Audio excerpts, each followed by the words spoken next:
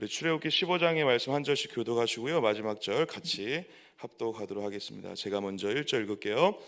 이때 모세와 이스라엘 자손이 이 노래로 여호와께 노래하니 일렀으되 내가 여호와를 찬송하리니 그는 높고 영화로우시며 맑아 그 탄 자를 바다에 던지셨음이로다.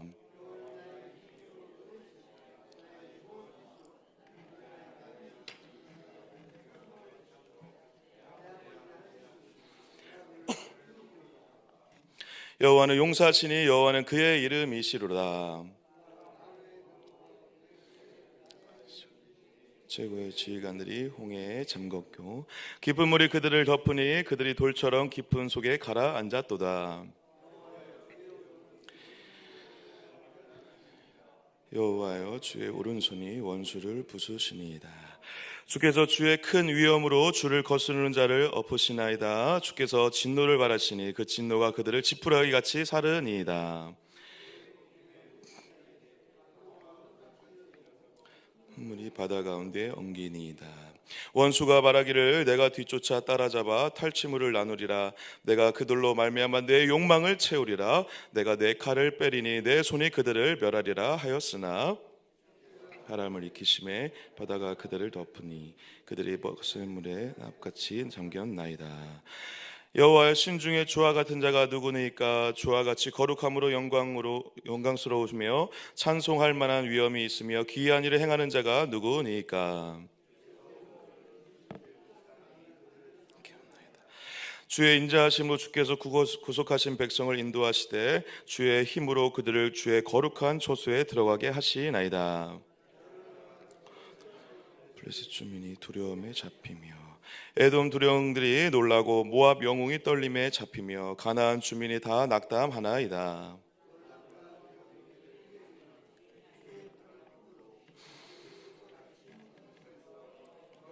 주의 백성이 통곡하니 곧 주께서 사신 백성이 통과하기까지 였나이다. 주께서 백성을 인도하사 그들을 주의 기업의 산에 심으시리다. 여호와여 이는 주의 초수를 삼으시려고 예비하신 것이라. 주여 이것이 주의 손으로 세우신 성소로소이다. 바로의 말과 병거와 마병이 함께 바다에 들어가매 여호와께서 바닷물을 그들 위에 되돌려 흐르게 하셨으나 이스라엘 자손은 바다 가운데서 마른 땅으로 지나간지라.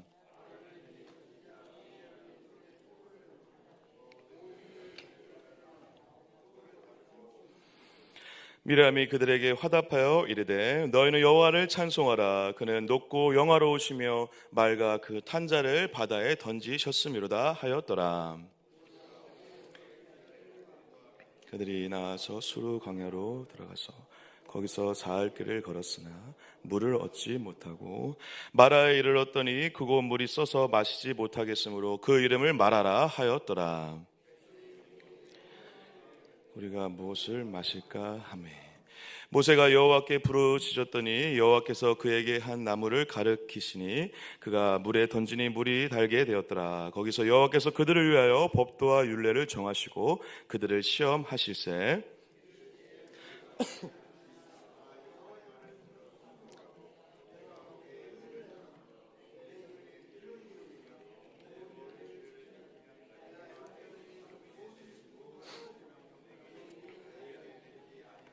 너희를 치료하는 여호와임이라. 같이요.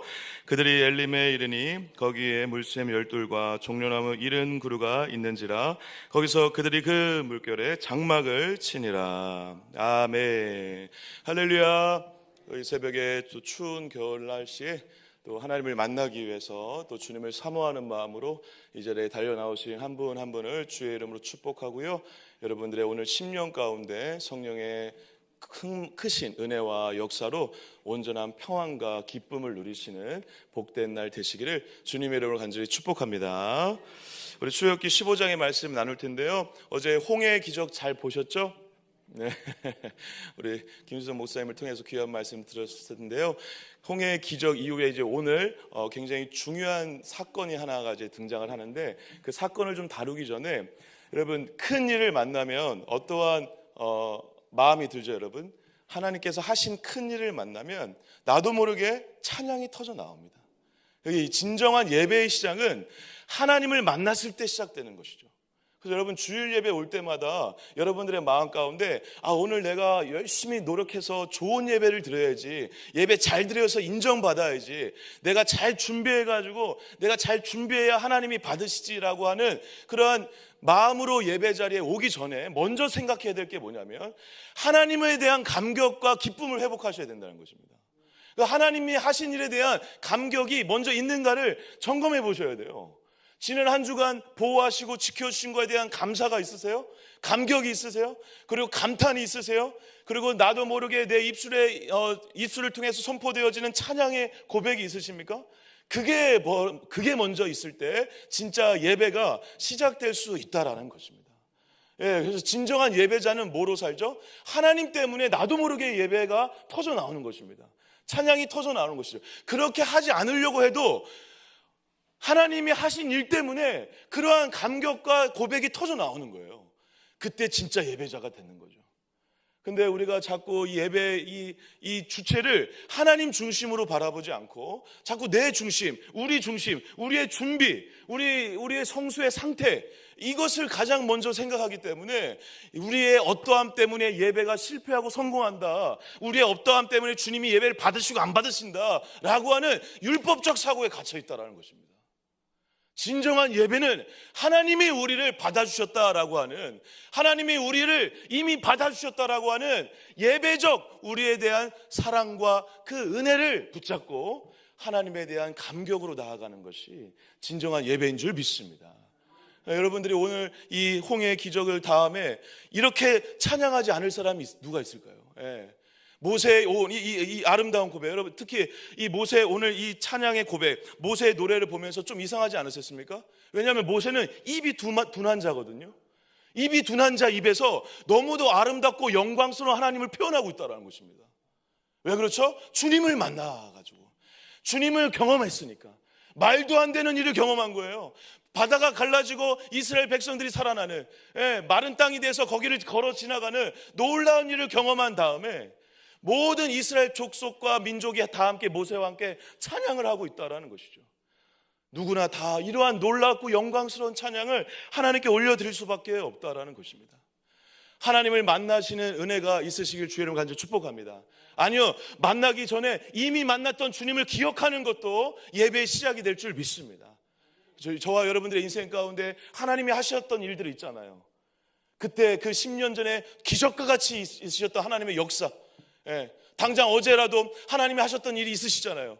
그리고 그 일들이 없더라도 나 같은 자를 이 자리에 불러주신 하나님의 기적 같은 일, 여러분 이것이 더 기적 아닙니까? 여러분 이 꽃두 새벽에 세상 사람들 다 자고 있을 때 주님 만나겠다고 이 자리에 나와 있는 거, 이것만큼 기적이 없죠.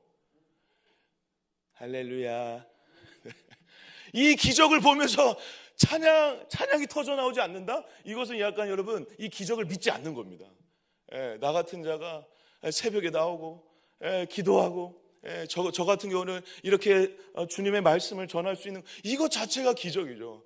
저는 그래서 저를 생각할 때마다 깜짝깜짝 놀래요. 저만 놀래네요, 역시. 저는 깜짝깜짝 놀래요. 어떻게 나 같은 인생이 여러분들이 제 인생을 몰라서 그렇습니다. 저는 알기 때문에 어떻게 나 같은 인생이 깜짝깜짝 놀라니까 나도 모르게 고백이 터져 나오는 거예요. 주님이 하셨습니다. 주님을 찬양합니다. 이 고백이 나오는 거죠. 사랑하는 우리 동강교회 성도님들, 특히 우리 새벽마다 부르짖으며 이 자리에 나오신 여러분 한 분 한 분 가운데 그 하나님을 기억하고 하나님을 고백하는 이 찬양이 매일매일 터져 나오시는 역사가 있으시기를 주의 이름으로 간절히 축복합니다. 그래서 여러분 성도는 제가 어제 이 말씀을 묵상하면서 이렇게 다시 정리를 해봤습니다. 결국 우리가 은혜로 산다고 하는데, 여러분 은혜로 사시죠? 오직 은혜가 전부인 줄 믿습니다. 다 모든 게 은혜죠. 은혜로 산다는 건 뭐냐? 이렇게 좀 정리를 해봤습니다. 과거의 은혜를 기억하고 미래의 은혜를 기대하는 것이 은혜로 사는 것이다. 다 은혜잖아요. 주님의 은혜가 아니면 우리가 이 자리에 어떻게 있습니까? 근데 앞으로도 주님의 은혜가 있을 줄 믿습니다. 이걸로 사는 거예요. 과거의 은혜에 대한 기억으로 살고, 기억으로 감사하고, 그리고 미래의 은혜에 대해서 기대하며 사는 것입니다. 그게 은혜 받은 자, 그리고 은혜를 사모하는 자, 은혜로 사는 자가 살아가는 삶의 태도예요. 오직 은혜 하면서, 은혜라고 하면서 왜 오늘 불평 불만이 나오죠? 은혜로 사는 자가 아니기 때문에 그렇죠. 진짜 은혜로 사는 자는 과거의 은혜를 기억하여 감사할 줄 알고 미래의 은혜에 대해 기대하는 자로 살아가는 것, 그것이 진짜 오직 은혜로 살아가는 자의 삶의 태도다라는 것을 다시 한번 깨닫게 되었습니다. 모세는 그렇게 놀라운 기적을 경험하여 입이 둔한 자가 할 수 없는 놀라운 찬양을 지금 하고 있는데, 제가 이 찬양을 다 하나하나 같이 한번 묵상하고 싶지만 여러분 중요한 핵심 두 가지만 잘 짚고 다음 사건으로 좀 넘어가도록 하겠습니다. 그것은 뭐냐면요, 우리 2절 한번 같이 한번 읽어봐 주실까요? 2절 같이 한번 큰 소리 읽겠습니다. 시작. 내가 여호와를 찬송하리니 그는 높고 영화로우시며 맑아 그 탄 자를 바다에 던지셨음이로다. 아멘. 그래서 여러분 2절부터 13절까지는요 하나님이 어떤 분이신지를 고백하며 하나님의 영광스럽고 전능하심을 찬양하는 부분입니다. 그래서 여러분 영화롭고 전능하신 이 하나님에 대한 여러 가지 비유의 말씀들을 지금 모세의 입술을 통해서 선포하고 고백하고 있는 것이죠. 그래서 여러분 감격적인 하나님의 놀라운 기적을 만난 자가 이것을 글로 표현할 수 없으니까 찬양을 한 거거든요. 노래를 한 거거든요. 노래를 하다 보니까 하나님에 대한 높고 크심에 대한 고백이 먼저 나올 수밖에 없다는 것이죠. 진짜 예배의 시작, 찬양의 시작은요 우리에게 하신 하나님의 일을 찬양하는 거 물론 중요하고 필요하지만 그 하나님이 어떤 분이신지, 그래서 하나님의 어떠한 전지전능하시고 완전하신 그 능력이 무엇인지를 선포하고 고백하는 거, 그것이 진짜 찬양의 시작이고 고백이다라는 것이죠. 근데 여러분 그렇게 하면서 13절부터 16절이 굉장히 의미심장한 이야기가 나오는데요, 그 부분은요 이 일을 통해 어떤 일이 벌어질 것이다, 그리고 벌어졌고 벌어질 것이다 라고 얘기하고 있죠. 이스라엘 백성들을 구원한 사건인데 이스라엘 백성들하고만 관련이 있어야 되는데 어떤 일이 벌어집니까 여러분? 세상 열방이 다 그 일을 들어요. 그리고 그 일을 경험한 것처럼 두려워해요, 놀래요. 그래서 그 일을 통해서 앞으로 이제 있을 어떠한 일들, 가나안 땅으로 들어가는 수많은 과정들과 전쟁들 가운데 이스라엘 백성이 하나님의 군대답게 승리하게 되는 그 밑바탕을 깔아놓게 된다라는 것입니다. 사랑하는 여러분, 지금 앞에서 모세가 고백한 것처럼 하나님은 우리를 위해 싸우시는 용사 되시는 줄 믿습니다. 그리고 우리는 주님과 함께 기필코 승리하게 될 줄 믿습니다. 그런데 그 승리를 위해서 세상 열방이 두려워하고 놀래서 우리가 그렇게 우리의 힘으로 아둥바둥하지 않아도 이미 그 말씀과 소문으로 인하여 하나님께서 우리를 승리케 하시는 역사를 경험하게 하신다는 것입니다. 그래서 세상을 싸워가는 그리스도인들은요 어떻게 싸워야 되는 거냐면, 내가 어떻게 해서 내가 기도 열심히 했더니, 내가 열심히 믿음 생활했더니 승리했다가 아니라 하나님이 나를 위해서 싸우셔, 하나님이 승리하셨고 그 승리가 나의 승리야. 이것을 경험하여 내가 말하지 않아도 주변이 우리를 향해 그 승리를 찬송하고 하나님을 높이는, 하나님의 승리가 내 승리가 된 것을 보며 하나님을 높이는, 세상이 하나님을 두려워하는 일들이 벌어지는 것이 진짜 승리라는 것입니다. 여러분들 우리 간증하잖아요. 간증할 때 내가 이렇게 했더니 하나님이 이렇게 역사하셨어. 그거 너무 귀하죠. 그런데 그건 극히 일부분이죠. 처음부터 끝까지 다 들춰보면요 하나님이 하셨고 하나님이 하신 거죠. 하나님이 나를 믿게 하시고, 하나님이 그 역사를 일으키시고, 하나님이 승리하게 하시고, 하나님이 주변 다 정리해 주셔서 그렇게 된 거죠. 내가 기도한 건 극히 일부, 그 과정 중에 그 작은 거, 그거밖에 안 되는 것입니다. 진정한 간증과 찬양은 그래서 하나님부터 시작해서 하나님으로 맞춰진다라는 것입니다. 그래서 세상 열방이 두려워한 다음에 이제 마지막으로 17절 18절인데 우리 17절 같이 한번 읽으실까요? 읽겠습니다. 시작. 주께서 백성을 인도하사 그들을 주의 기업의 삶에 심으시리니 여호와여 이는 주의 초소를 삼으시려고 예비하신 것이라, 주여 이것이 주의 손으로 세우신 성소로소이다. 아멘. 찬양의 끝에 지금 뭐가 나오고 있죠 여러분? 찬양한 다음에 주님이 이렇게 하시니까 야 이제 기쁘다, 즐겁게 이제 놀자, 야 이렇게 하는 게 아니라 마지막 어떤 고백을 하죠? 그리고 이 고백대로 출애굽기가 맞춰지죠. 어떠한 고백을 하죠? 이곳이 주의 성산이고 주의 성소로소이다. 이거 너무 의미 있는 고백입니다 여러분. 하나님과 함께 그곳에서 예배하는 자로 살아가겠다는, 그리고 하나님과 동행하며 하나님을 예배하는 그것이 진짜 이들의 본질이고 정체성인 것을 자기가 고백하고 있고 하나님의 뜻을 담아내고 있는 것이죠. 그래서 여러분, 제가 그저께 설교하면서 출애굽기 마지막에 긴 분량을 통해서 했던 말씀은 뭐에 집중되어 있다고 말씀드렸습니까? 성막에, 하나님과의 관계를 맺으며 예배드리는 그 장소, 평생 예배자로 살아가야 되는, 하나님의 백성답게 살아가는 가장 본질적인 거, 하나님과 함께 살아가고 하나님을 예배하며 살아가는 거, 그게 너무 중요한데 그 삶을 지금 하나님께서 초청하고 계시고 이 모든 여정을 통해 끝내 그러한 삶을 살게 하신 것이 하나님의 목적이다라고 말씀하고 계시다는 것입니다. 주의 성소로 삼으신다. 여러분, 결국 우리의 인생의 목적은요, 하나님을 예배하고 하나님을 찬양하며 살아가는 사람이 되어질 때까지 우리를 다듬어 가실 거예요. 그래서 마지막 주님 진짜 오셨을 때, 모든 장로들이 일어나 천사들이 나팔 소리 불 때 주의 백성들이 다 영광스러운 모습으로 주님을 어떻게 한다고 합니까? 찬양한다고 하는 것입니다.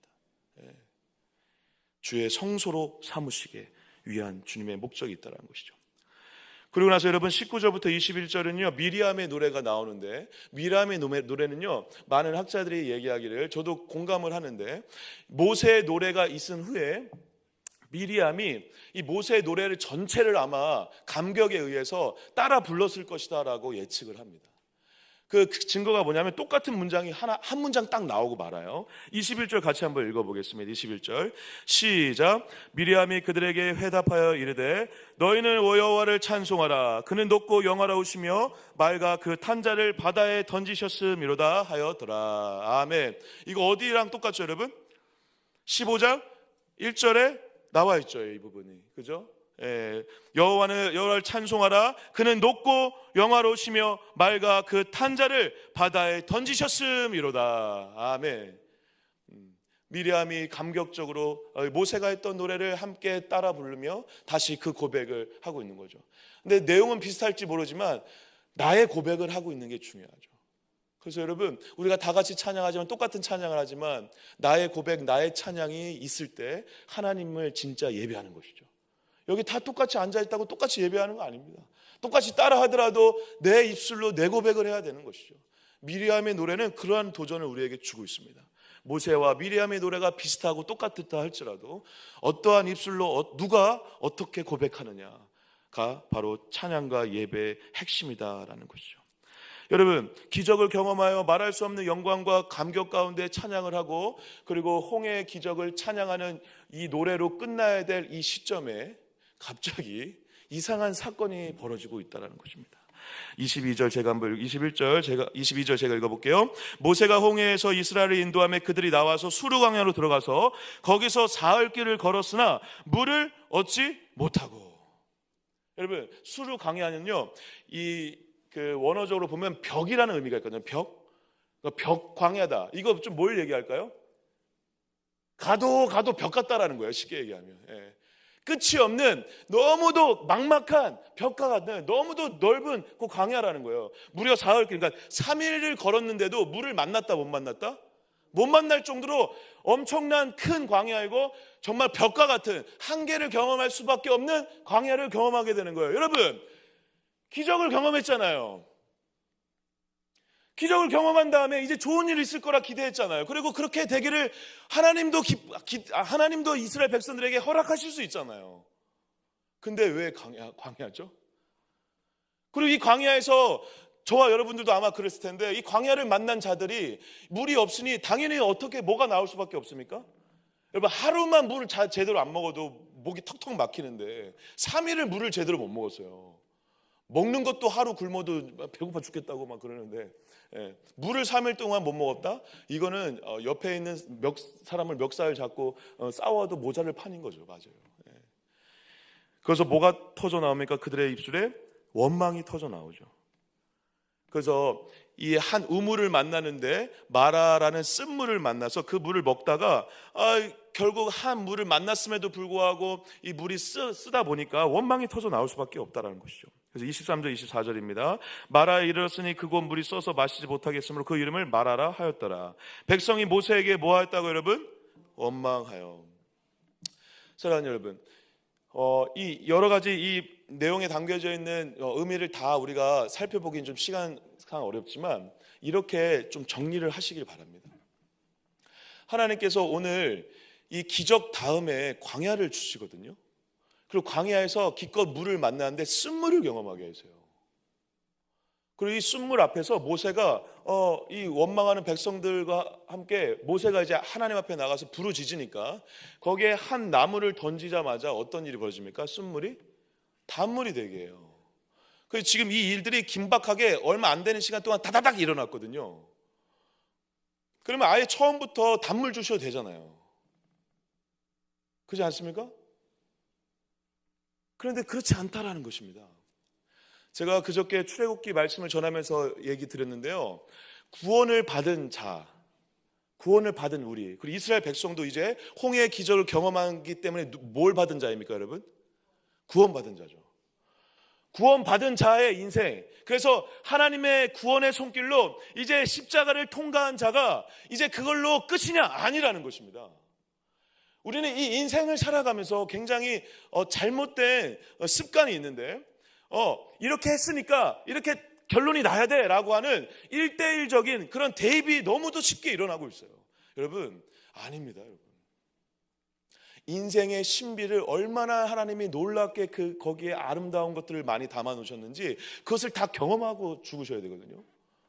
그 인생에서 여러분 구원을 받았다라고 하는 것으로 끝나는 것이 아니라 구원받은 이후에 하나님과 함께하는 동행에 율법과 성막이라는 이런 주제들을 통해서 우리를 다듬어 가시고 그 구원받은 백성답게 살아가길 원하시고 그 인생에서 성숙하고 자라나길 원하신다는 것입니다.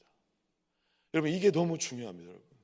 그래서 여러분, 제가 예전에 구원론과 관련된 공부를 할 때 너무 공감이 됐던 말이 뭐냐면 구원은 받았다라고 하지만 구원은 여러분 물건 받듯이 간단하게 받을 만한 문제는 사실 아닙니다. 받은 거 맞죠? 맞아요. 근데 받았지만 그걸로 끝이 아니죠. 그래서 여러분 구원을 받았고 받고 있고 받을 것이다 라고 표현하는 게 더 정확한 것이죠. 예수 그리스도의 믿음으로 구원 받았죠. 맞아요. 근데 오늘 죽지 않아요. 인생을 살아가거든요. 그 여정 속에서 구원의 이 감격적이고 놀라운 이 신비 가운데 더 깊어지고 그 구원을 만나고 구원 안에서 더욱더 구원이 받는 것이 무엇인지 더 경험되어지고 그래서 끝내 구원이 완성될 그때까지 그 구원의 서정이 있다라는 것입니다. 그래서 여러분 구원은 받았다라는 표현으로 많이 쓰지 않으셨으면 좋겠어요.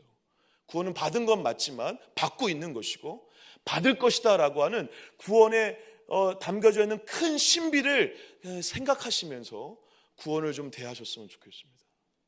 말할 수 없는 감격이 있는 사건이죠. 나 같은 자를 구원해 주셨고 지금 오늘도 구원하고 계시고 그리고 앞으로 또 구원을 완성할 날이 있을 것이다 라고 하는 구원의 서정으로, 그래서 서정이라는 표현, 과정이라는 표현이 너무 의미심장한 것이죠. 그렇게 우리가 구원을 바라보는 것이 출애굽기에서 인생들에게, 구원받은 자들에게, 애굽을 통과한 자들에게, 홍해의 기적을 경험한 자들에게 그래서 요청하시는 거예요. 그래서 시험을 하신다라고 표현하는 것입니다. 그래서 26절 읽어보겠습니다. 26절 같이 한번 읽겠습니다. 25절이네요. 25절 읽겠습니다. 시작. 모세가 여호와께 부르짖었더니 여호와께서 그에게 한 나무를 가리키시니 그가 물에 던지니 물이 달게 되었더라. 거기서 여호와께서 그들을 위하여 법도와 율례를 정하시고 그들을 시험하실세. 갑자기 뭐가 나옵니까, 여러분? 시험하실세. 근데 시험하는데 뭘 주시고 시험하신다고 그러세요? 법도와 율례, 다르게 얘기하면 말씀을 주시고. 그래서 여러분 이렇게 정리를 하셔야 합니다. 우리가 출애굽 됐어요. 홍해 기적을 경험했어요. 구원 받았어요. 근데 구원 받은 은혜를 경험했잖아요. 은혜 받은 자답게 살아셔야 되잖아요. 은혜 받은 자답게 살아갈 책임이 있잖아요. 할렐루야. 은혜를 경험한 다음에 마음대로 사실 거예요? 아니요, 그럴 수 없어요. 진짜 은혜를 받으면요, 은혜에 합당한 삶을 살고 싶어요. 그러한 삶을 사셔야 돼요. 그리고 은혜 받은 자답게 죄 2번 지을 거 1번 지으려고 하셔야죠. 당연히 그래야 돼요. 왜? 그 죄를 위해서 주님이 죽으셨는데. 그런 은혜 받은 자답게 살아가려고 하는 그 과정을 하나님이 그 과정을 통해서 어떻게 만드시길 원하세요? 하나님의 백성답게 자녀답게 우리를 만들어 가신다고요. 하나님이 누구신지, 하나님이 어떤 분이신지 깨닫게 하신다고요. 하나님과 동행하는 길을 가르치시고 배우게 하신다고요. 그래서 우리를 자라나게 하시는 거예요. 하나님의 자녀답게 백성답게 살아가는 그 길을 자라나게 하시는데, 그 자라나는 길 가운데 여러 가지 일을 만날 수 있다는 것입니다. 광야를 경험하고 시험을 경험하고 테스트를 만나기도 하고 사람을 통해서 수많은 과정들을 통해서 시험을 만나요. 그런데 그 시험은 우리를 고생시키려고 하시는 게 절대 아니라는 것입니다. 그 일을 통해서 어떻게 하신다고요? 우리를 하나님의 백성답게 지어져 가신다는 것이죠. 그걸 다르게 얘기하면 하나님의 말씀 안에 훈련받는 걸 얘기하는 겁니다. 그래서 오늘 말씀을 얘기하시는 거예요. 갑자기 광야, 수르 광야, 마라, 쓴물 얘기하다가 갑자기 이 일을 통해서 어떻게 하신다는 것입니까? 말씀을 통해 너네들이 하나님의 말씀으로 훈련받고 말씀으로 말씀답게 살아가는 주님의 백성으로 훈련하고 연습하고 성장해야 될 과정들이 있다라는 것입니다. 예. 그리고 그 과정들의 끝에 어떤 기쁨의 역사가 있는지를 이렇게 27절의 이 말씀을 통해서 선포하세요. 27절 같이 한번 읽어봐 주실까요? 읽겠습니다. 시작. 그들이 엘림에 이르니 거기에 물샘 열둘과 종려나무 70그루가 있는지라 거기서 그들이 물 곁에 장막을 치니라. 아멘. 아멘. 엘림이라는 것은 큰 나무를 얘기하거든요. 예, 큰 나무인데 상징적인 의미가 있는 거죠. 근데 우물이 몇 개 있대요, 여러분? 12개가 있대요. 그리고 그 종려나무가 몇 그루가 있습니까? 70그루가 있다고 그래요. 70그루. 이것은 굉장히 의미 있는 말이죠. 왜 그렇죠? 12지파를 상징하기도 하고 이 히브리인들에게 12는 완전수. 그 7이라는 숫자도 완전수거든요. 그리고 70은 70장로를 얘기하기도 하죠. 마지막 때 요한계시록에서 있었던 그런 그 찬양과 경배의 역사처럼 완전한 하나님의 충분한 풍성한 하나님의 은혜와 역사가 있다라는 것입니다. 엘림에서. 그래서 말할 수 없는 그 200만 명 장정과 수많은 가족들이 충분히 먹고 남을 물과 안식처가 기다리고 있었던 거예요. 근데 여러분, 우리가 그래서 이 말씀을 보면서 이렇게 해석하기도 이렇게 오해하기도 하는데, 마라의 순물을 통과해야 엘림을 만나는구나. 마라의 순물을 경험하지 않고서는 엘림이 없구나. 지금 그러한 말을 드리는 것이 아니라 아까 말씀드린 대로 그 과정을 통해 엘림의 길을 인도하시죠. 근데 엘림이 여러분 또 끝입니까? 당장 내일 본문 보시면요, 또 이스라엘 백성들이 길 떠나자마자 어떡하죠? 또 원망해요. 또 원망. 또 원망하고 또 훈련받아요.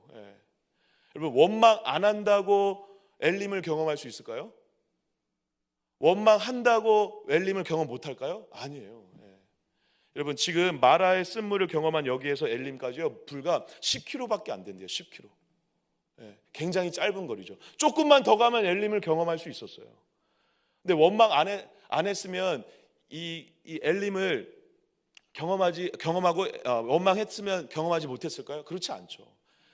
지금 엘림을 경험하는 핵심 키워드는 내가 원망하냐 안 했냐의 싸움이 아니라 하나님 안에서 내가 잘 훈련받고 있고 하나님의 말씀으로 주님의 백성답게 살아가고 있느냐, 이것이 더 중요하다는 것입니다. 엘림은요, 있을 수도 있고 없을 수도 있어요. 그리고 엘림은 주님의 전적인 은혜로 우리에게 주신 축복이죠. 축복. 저희 집 이름이 엘림하우스거든요.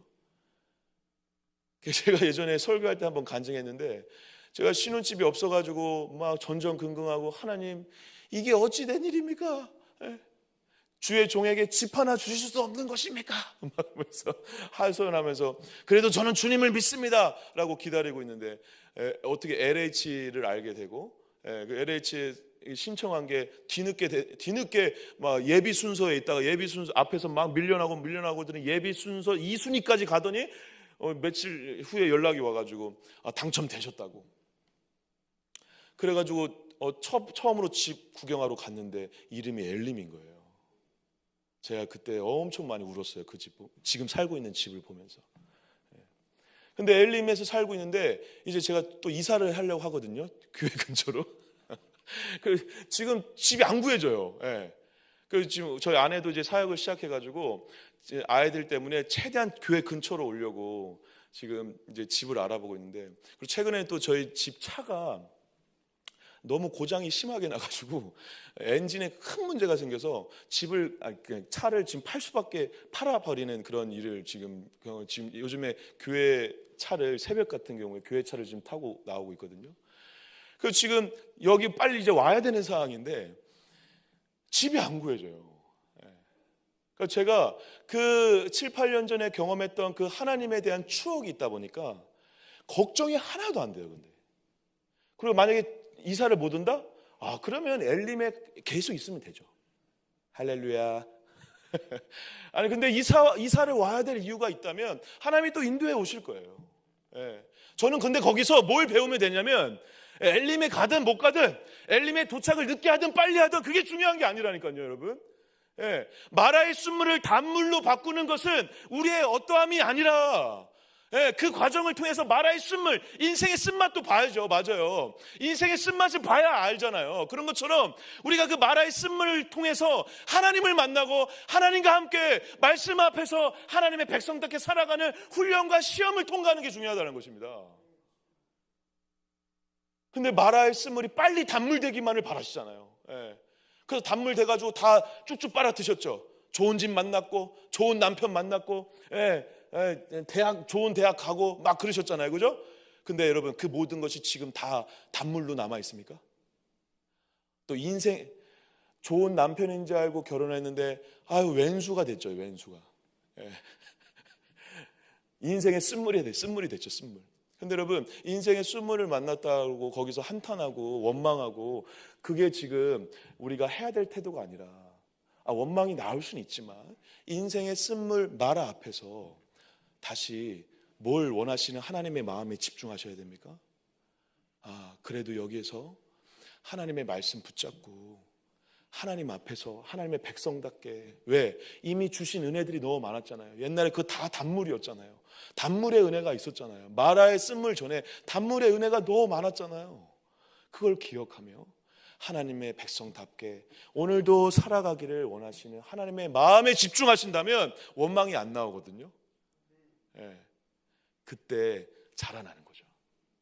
그러다가 엘림을 만나는 것입니다. 그리고 엘림에서 또 지내다 보면 또 마라를 만나거든요. 마라를 만났을 때 또 훈련 받는 거예요. 또 시험하는 거예요. 엘림에 있을 때도 하나님의 백성답게, 마라의 쓴물을 만났을 때도 하나님의 백성답게, 하나님의 말씀 앞에서 하나님과 동행하는 훈련을 하시는 저와 여러분 되시기를 주님의 이름으로 간절히 축복합니다. 그래서 어느 날 우리의 인생 가운데 엘림과 같은 너무도 풍족한 하나님의 영광과 기쁨에 충만한 축복의 역사도 경험하시고, 또 그것이 아닌 인생의 마라의 쓴물을 경험하더라도 주님과 함께함으로 마라의 쓴물과 같은 그곳에서도 엘림과 같은 천국을 경험하시는 저와 여러분들 되시기를 주님의 이름으로 간절히 축복합니다. 기도하겠습니다. 하나님 감사합니다. 우리의 인생 가운데 오늘도 마라의 쓴물과 같은 인생이 있음을 고백합니다. 그런데 이 인생의 쓴물을 단물로 바꾸실 분은 하나님밖에 없음을 기억하며 우리가 주님 앞에서 하나님의 백성답게 살아가는 믿음의 훈련을, 은혜의 훈련을, 말씀의 훈련을 잘 통과하는 자들 되어서 조금이나마 성숙하고 자라나는 자들 될 수 있도록 붙잡아 주시옵소서. 우리가 이 모든 인생들 가운데 이 마라의 쓴물 가운데 붙잡을 것은 하나님밖에 없음을 고백합니다. 십자가밖에 없음을 고백합니다. 우리의 인생의 쓴맛 가운데 단물을 경험하게 하시는 하나님만을 붙잡는 하나님의 백성답게 자녀답게 살아가는 우리 모두가 되어지게 하여 주시옵소서. 그래서 엘림과 같은 천국에서 하나님을 만나는 자들 되게 하여 주시고, 그 엘림에서 또 하나님을 찬양할 줄 아는 자들 되게 하여 주시고, 하나님과 동행하기를 믿음으로 결단하는 자들 될 수 있도록, 그래서 우리가 광야에 있든 엘림에 있든 어떤 상황들 간에 있든 간에 우리와 함께 오늘도 동행하시는 주님과 함께 믿음의 길을 믿음의 시험들을, 믿음의 테스트들을 잘 통과해 나갈 줄 아는 복되고 귀한 자녀들로 살아갈 수 있도록 붙잡아 주시옵소서. 우리 동강교회를 기억하여 주시고 우리 다음 세대 아들 가운데 축복하여 주시고 아버지 겨울성경학교와 수련회를 통하여서 하나님을 인격적으로 만나는 은혜의 시간들 될 수 있도록 역사하여 주시옵소서. 우리 아이들과 그리고 동강교회를 위해서 오늘 특별히 금요 예배를 통해서 목자 축복식이 있는데 우리 교구의 목장 교회 목자들을 축복해 주시고 새롭게 시작하는 신임 목자들 위해 성령으로 충만하게 기름 부어달라고 기도해 주시기 바랍니다. 우리 주여 한번 외치고 간절히 기도하시다가 돌아갑니다. 주여